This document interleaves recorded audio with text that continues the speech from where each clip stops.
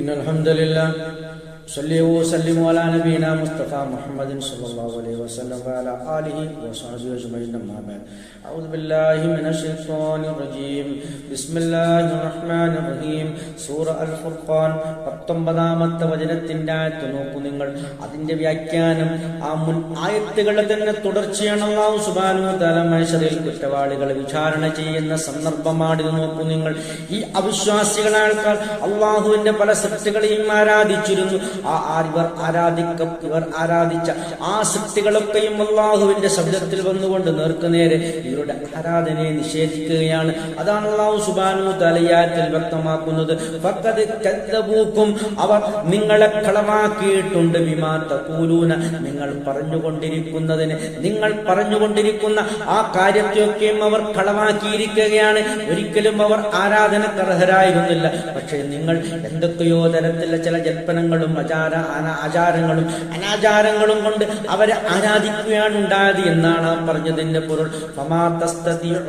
നിങ്ങൾക്ക് സാധ്യമാകുകയില്ല. സർഫൻ തിരിച്ചുവിടാൻ, കാര്യങ്ങൾ തിരിച്ചുവിടാൻ നിങ്ങൾക്ക് സാധ്യമാകില്ല. വലാനസറൻ, ഒരു സഹായം നിങ്ങൾക്ക് ലഭിക്കില്ല.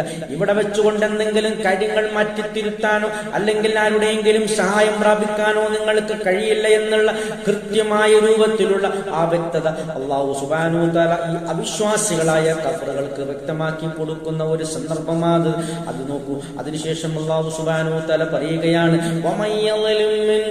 നിങ്ങളിൽ നിന്നും ആര് അക്രമം പ്രവർത്തിക്കുന്നുവോ നുദിക്കുഹു, അവരെ നാം രുചിപ്പിക്കുന്നതാണ് അല്ലെങ്കിൽ ആസ്വദിപ്പിക്കുന്നതാണ്.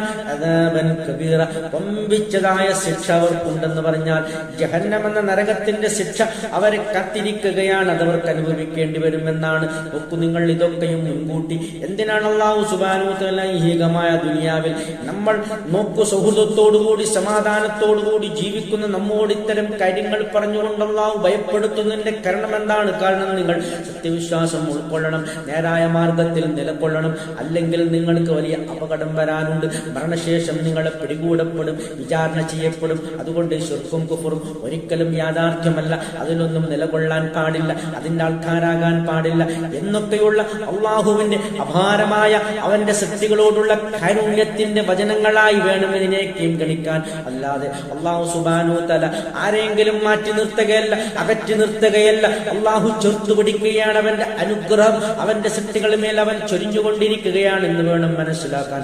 ആഖിറു ദഅവാനാ അൽഹംദുലില്ലാഹി റബ്ബിൽ ആലമീൻ.